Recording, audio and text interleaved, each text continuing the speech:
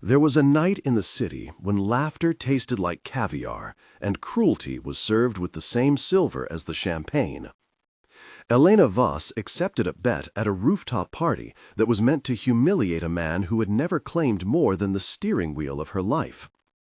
Elena was an arrogant millionaire with a reputation for making people disappear from her orbit as easily as she changed yachts. Marcus Hale was her driver, discreet, reliable, and always at the edge of overhearing a life he could never touch. She signed a contract with a sharp pen and a sharper smile that asked him to marry her for 6 months on paper only, to satisfy a wager she boasted would prove her control. What she did not know was that the arrangement would become a mirror she could no longer ignore and a punishment she had not intended to impose on herself. Glass and neon outside the penthouse windows collided with the smell of engine oil and boiled coffee in the service stairwell. How does someone, used to owning everything, discover what dignity truly costs? This was a story about power, pride, and a slow, painful undoing. It began on a roof that glittered and ended in rooms where silence demanded answers. Elena Voss had always moved like a verdict. Corporations yielded, auctions bent, and invitations multiplied. In 2 sentences, she could reduce a man to a footnote and rewrite the terms of any contract.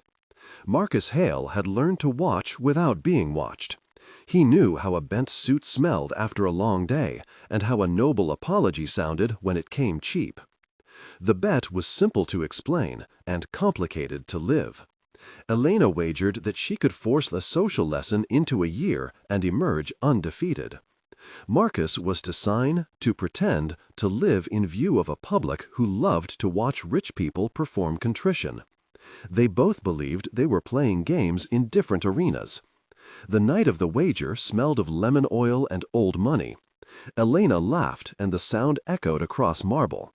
Marcus accepted with a nod and a throat that did not tremble, but that felt the weight of a future he had not chosen. The clause read plainly, with legalese that tried to dress cruelty as a business term. 6 months of marriage, no financial gain beyond a boilerplate stipend for appearances, public events to attend, and the right to dissolve without cause at the end. Elena saw it as proof that even a humble man could be shaped by expectation.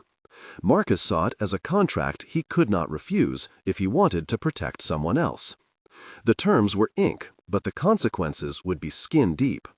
The promise of revelation hung like humidity before a storm. In the first public scene, Elena arranged a small ceremony of convenience in a courthouse room that smelled of ink and varnished wood.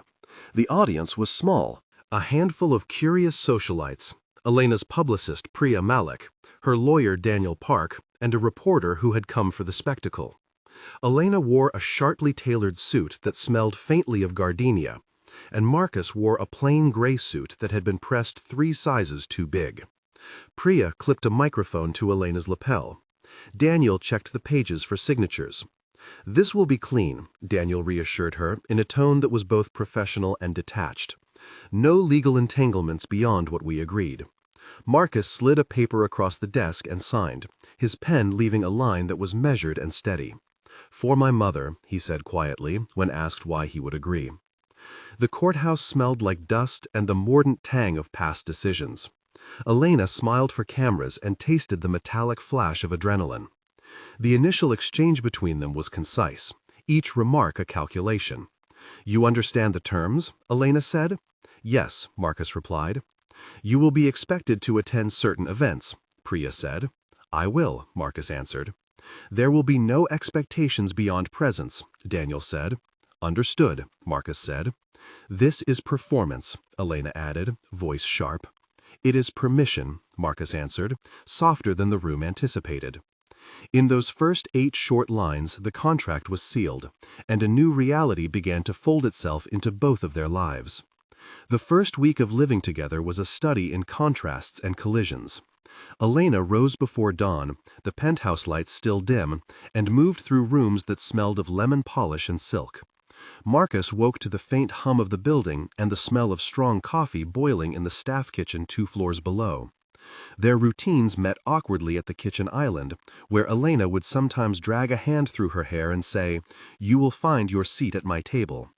Marcus would set down 2 mugs with a clatter that startled the small rooms. The housekeeper Rosa Ortega adjusted cushions and taught Marcus how Elena liked her office arranged, which files visible, which paintings lit. The neighbor Laura Chen stopped by with a casserole and an appraisal of Elena's new husband that felt polite and inquisitive. Their first private dialogue in the listening room lasted long and wound through formalities into a thin touch of something like curiosity that Elena did not intend to honor but could not stop observing. "You are always attentive," Elena said once, coldly admiring. "I learned to be," Marcus replied, looking at the window, at the lights that made everything seem smaller. "Will you keep the public face?" Elena asked. "I will," Marcus said, "but I am not invisible." That small claim, spoken in a voice that had known hunger, sat between them like a foreign currency.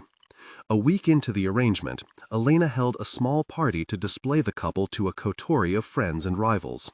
Victor Grant, a board member who had long envied her influence, toasted with a glass of oak. And insistence. Priya introduced the narrative to the assembled. Daniel watched from the back like a surgeon observing a bruise. Sophia Ruiz, Elena's personal assistant, moved through the room with a notepad and eyes that took everything in, then recorded it. The press cameras chattered like mechanical birds. Elena arranged her posture and let everyone see the precision of a life maintained. Marcus listened to the clinks of crystal and tasted the salt on his lips. He felt watched but also strangely free inside the boundary of a contract that had, paradoxically, made his presence legitimate. An early crack appeared as Elena arranged an insult as if it were an ornament. She suggested, with a glass raised, that some people were meant to serve as scenery rather than protagonists. Marcus smiled, and the muscles in his jaw worked like a machine. "Is that the lesson you want to teach?" he asked aloud. The room hushed. "It is not just a lesson," Elena replied, pretending sternness. "It is evidence." "Evidence of what?" Marcus asked. "Evidence that certain truths are expensive," Elena said, "and that some things have a price even dignity does not conceal." The exchange was a knife wrapped in ribbon. The guests applauded the spectacle, unaware of how thin the skin of a life can be when pricked. As the months progressed, Elena tried quietly to control every facet of Marcus's presence. She curated his wardrobe with Priya, made choices that were photographed, dictated the charities they would visit, and insisted on strict schedules. Marcus obeyed but guarded private corners of his life. He visited a small community center where he volunteered under the radar, and where a woman named Rosa had once taught him to read contracts and stand his ground. He met a young man named Leo who reminded him of himself at 20. Marcus gave small gestures of help without announcing them. Elena began to notice frayed edges in her own pleasure. She felt the sour aftertaste of approval as she watched people clap for her performance rather than for some supposed moral victory. She tried new measures, subtle punitive tests that would expose Marcus to minor humiliation and force him to show gratitude. He accepted public embarrassment with a quiet dignity that smelled of old bread and resolve. Elena reacted with a sarcasm that was meant to cut but which in private left a hollow inside her. The public narrative shifted unpredictably when a photograph leaked of Marcus offering a plate of sandwiches to elderly residents at a shelter while Elena posed at a gala. The image was raw. It had the contrasted texture of grit against satin. It spread through social feeds like smoke through a corridor. People began to ask whether the marriage was real, whether a wealthy woman could marry a man who seemed unaffected by spectacle. Marcus became, in the eyes of the public, a symbol rather than an accessory. Elena found that she resented the attention he received for acts she had dismissed as ordinary kindness. Her control began to slip because the audience now saw complexity instead of caricature. She attempted to reclaim narrative through a lavish dinner at her country estate, but the plan misfired when Marcus refused, quietly and firmly, to convert private charity into staged performance. The refusal was small, almost ceremonial. "I will not play at being better for cameras," Marcus said, in a room smelling of roast meat and polished floor. "You asked me to be present," Elena replied. "I am present." The guests shifted. The exchange was brief yet heavy with implication. Elena was learning that humiliation could recoil. 3 moments of tension cut the months with clarity and pain. The first came when Elena discovered a letter from Marcus to his sister that revealed a debt he had assumed to pay for his mother's medical care. The discovery happened with the cold click of a lighter and the rustle of paper, a sound that seared in Elena like the sting of winter air.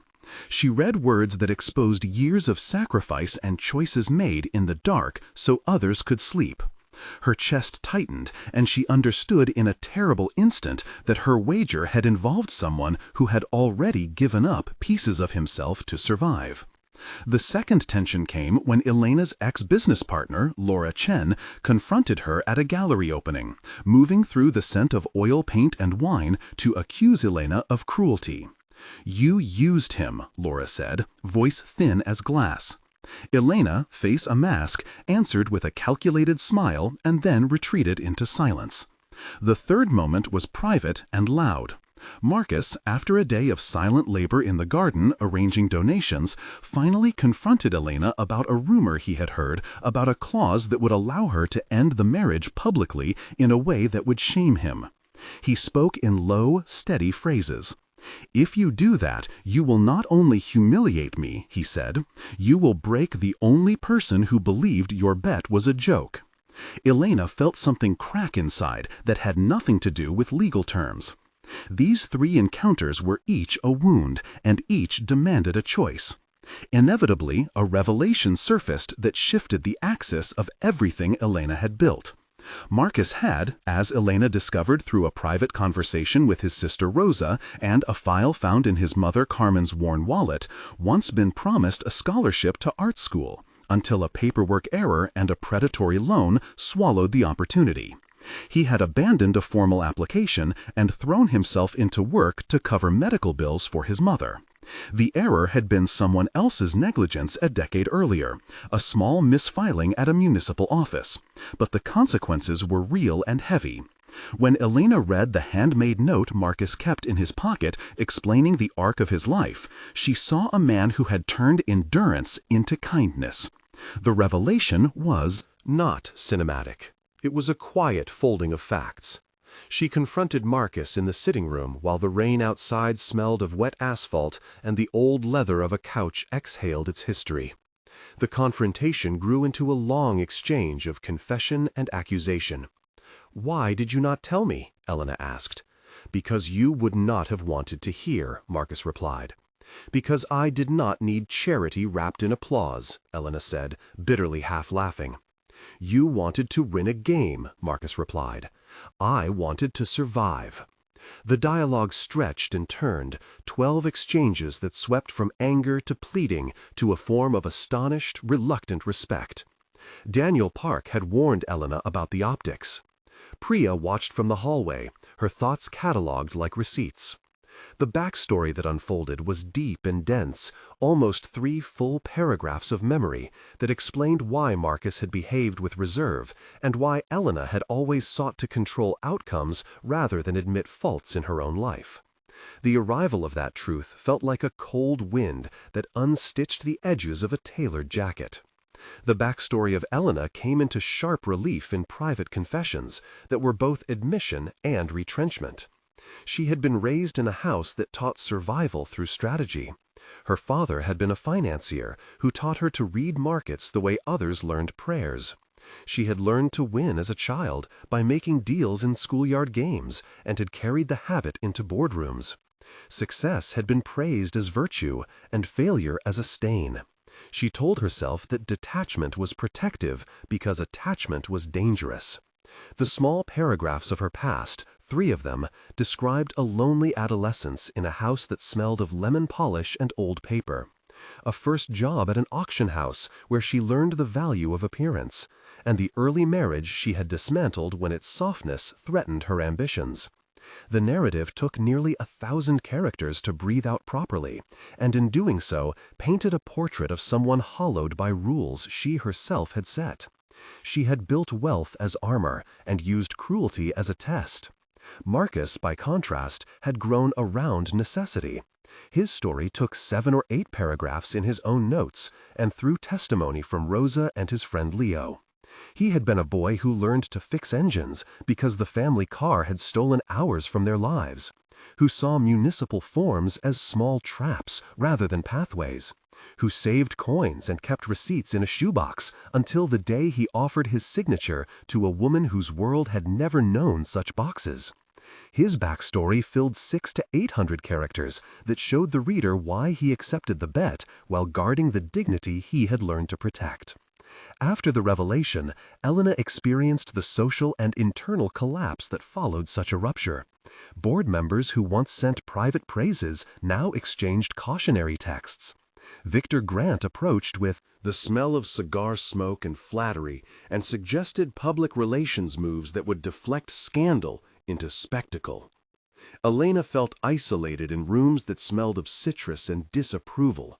She was met with what can be described as social invisibility. Invitations reduced to glances, whispered suggestions that her behavior had been reckless. Marcus was ignored by the same circles that once considered him a curiosity. Even Sophia Ruiz, who had served as an intermediary, began to distance herself, citing obligations to other clients. Elena's isolation was compounded by a sense of emptiness she had not felt since childhood. She began to skip dinners, to find her hands empty when she tried to arrange flowers, to feel the absence of applause as though it were a physical ache. She slept badly in the penthouse that smelled of lemon oil and regret. People she had controlled now politely erased her from feed and dinner lists. That erasure pressed on her like humidity on a window until she could no longer see herself clearly. The turning point came when Elena decided to act and not simply to stage. She chose a series of repairs that demanded more than a public statement.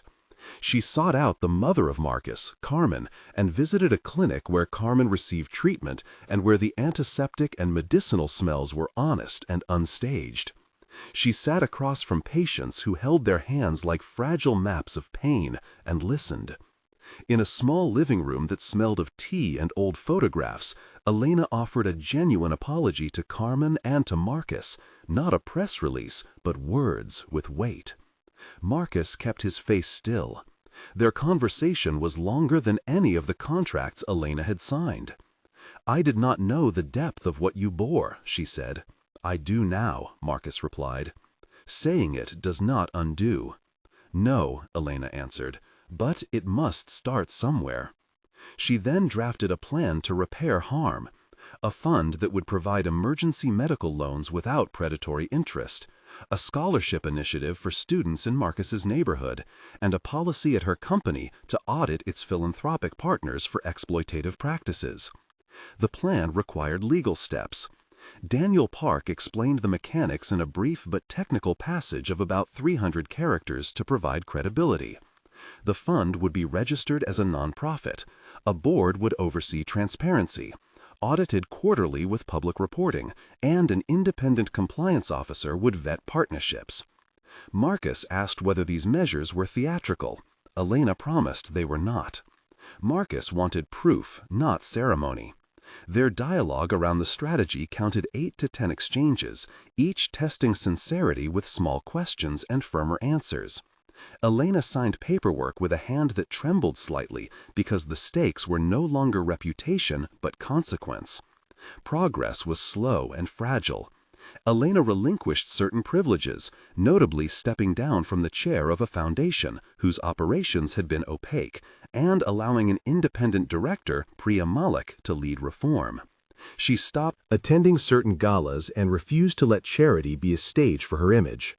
Marcus, testing his own boundaries, began to accept small honors but refused to let them redefine his identity.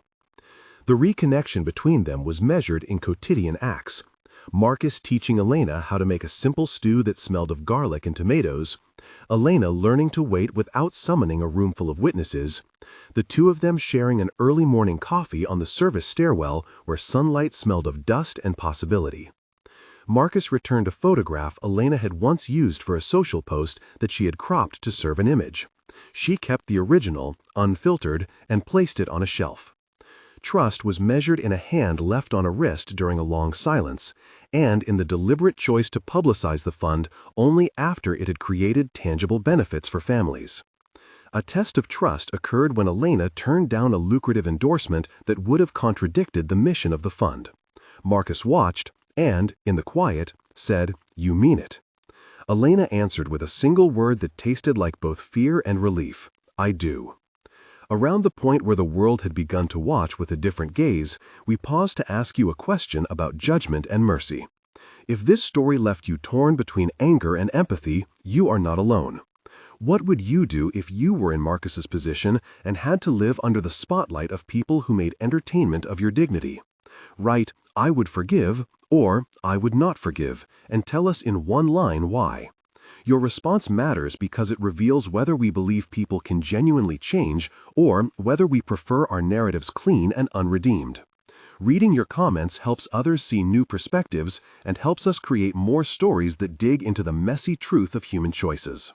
Now let us return to what happened when repair met resistance, and when small acts of restitution collided with the social machinery that profits from spectacle. Months later, small victories accumulated into visible change. 1 month after the foundation launched, families who once faced crushing short-term loans received grants that allowed them to choose care without surrendering dignity. The scent of new paperwork and sanctioned help replaced the metallic edge of fear. The 1-month epilogue showed Carmen smiling in a photograph with a patch of sunlight across her cheek, Elena bringing a humble dish to a community table, and Marcus laughing quietly as Leo signed up for the new scholarship.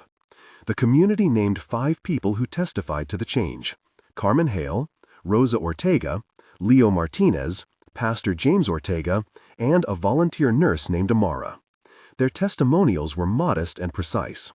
At 3 months, the fund had made 3 interest-free loans and had audited 2 of Elena's prior partnerships, exposing practices that would be restructured. Elena had given up a high-profile endorsement and publicly recused herself from a board whose investments were questionable. The 3-month record smelled of printer ink and coffee and felt like cautious redemption. Marcus had begun teaching a weekly class at the community center in auto mechanics and mentoring 2 teenagers. At 6 months, the changes had become institutionalized. The nonprofit had an independent board chaired by Priya Malik, and scholarship recipients had been announced at a small ceremony where the applause was for the students, not the patrons. Elena had a new routine that included volunteer hours and a monthly report that she read soberly. Marcus had returned to nights behind the wheel sometimes, but was also recognized as a program leader. The 6-month scene smelled of linen and newly painted classrooms and had the solidity of work done over time. The community had become the jury and had submitted a verdict that allowed space for both accountability and growth. Even as progress occurred, resistance arose. Victor Grant lobbied quietly to highlight dissenting voices and to suggest that Elena's actions were public relations. A small group of social critics argued that restitution could not cancel humiliation. These tensions became an opportunity for Elena to demonstrate humility rather than orchestrate spectacle. She welcomed criticism and allowed contested conversations to be moderated in public forums where victims and experts spoke. Psychologist Dr. Amina Khatri explained the psychology of public shaming in a neutral way: that humiliation creates trauma longer lasting than the instant spectacle, and that reparations need to be tangible and ongoing. Legal steps were taken to guarantee transparency, with compliance documents made public in accessible language, explained in a short technical passage that clarified audits, reporting intervals, and recusal policies for donors. This technical description of process was direct and credible, and took shape in about 300 characters to ensure believability and clarity. There were moments of temptation when Elena could have reverted to old patterns. A high-paying contract was offered that would have put her back in the glitterous world she had left. Marcus noticed her wavering and confronted her with a question that cut through the fog of ego. "Do you want to be forgiven, or do you want to be admired?" he asked in a small kitchen smelling of basil and midday sun. Their conversation lasted and wove through confession and strategy. It included 8 to 10 exchanges where Elena admitted that she had sought admiration more than real change. She had counted likes and applause as measurements of worth. Marcus told her that repair is lonely work and that sometimes it would look like a step backward on social metrics, even as it was a step forward for real people. Elena began to keep a small notebook of practical tasks completed each week, a list that included phone calls to families, time logged at the center, meetings with compliance officers, and a tally of funds dispersed. Her notebook had no glamorous photos. It smelled of pencil shavings and persistence. By the end, the arc of redemption was not smooth, nor was it total. Elena had not become saintly. She continued to guard some edges, to win certain board disputes, and to quarrel when she believed it necessary. But she had surrendered a pattern of humiliation as entertainment and paid a visible price to rebuild trust. Marcus had insisted on boundaries.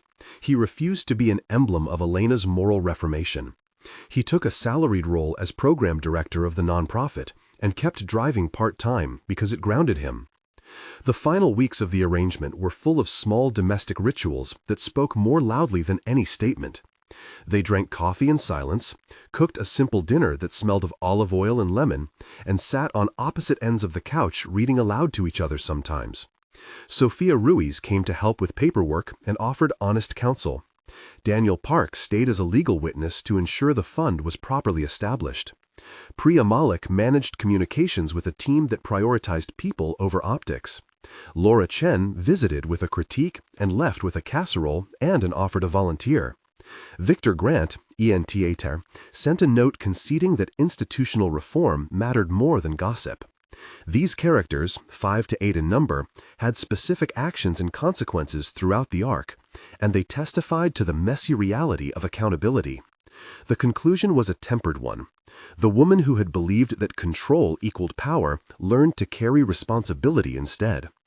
The action that sealed this change was not a headline, but a quiet labor. Elena donated a workspace to the community center and signed a contract of oversight that legally bound her company to ethical standards. She did not broadcast the ceremony widely. Instead, she sat in a folding chair and served coffee to parents while Marcus led a tour of the newly renovated classroom smelling of paint and clean books. A month later, Carmen wrote a short letter thanking both of them for work that had been sustained rather than performative. 3 months later, scholarship recipients spoke at a small event and thanked the donors who had listened longer than they had spoken. 6 months later, the nonprofit had a small report of tangible outcomes, and the community had adopted a program that trained 20 young people in trades and internships. The final images were modest: a pot of stew, a handshake at a workbench, a boy named Leo holding his acceptance letter for vocational school. The story asked a question at the end that lingered. Who pays the price when pride is wagered as entertainment? The answer the narrative offered was this: power can be repurposed, but only by those willing to do the slow, unglamorous work of repair. If this story moved you, share your thoughts and join a conversation that matters. Subscribe to hear more narratives that examine mistakes, responsibility, and second chances. Your comment helps build a community that values truth over theater. Action over appearance.